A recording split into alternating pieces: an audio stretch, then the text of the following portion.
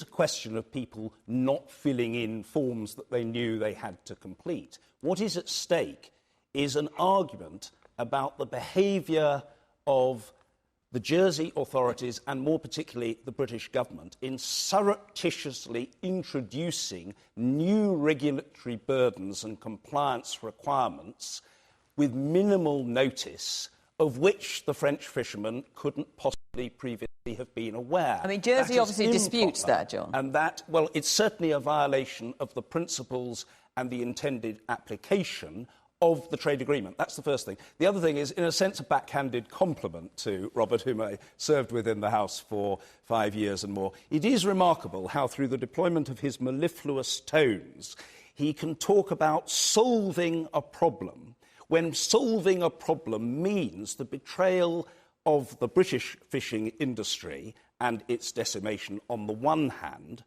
and, frankly, the denial of the rights, very long established over decades and more, of French fishermen. These people aren't newcomers. They're not new kids on the block. They're not people suddenly turning up and saying, can we fish here? This is an area in which customarily they did fish. And all I would say, Robert, is looking to the future and very much agreeing with Deborah, if we're going to make progress, we don't do it by picking juvenile fights, not just with one country, but with the entirety of the European Union. If we want to choreograph decent, constructive, convivial relations for the future, let's start as we mean to go on, rather than adopting gunboat diplomacy and then getting some dovish spokesman to appear and say, well, we know we've deployed the boats, but actually we mean well after all. I'm afraid it doesn't wash because it isn't consistent.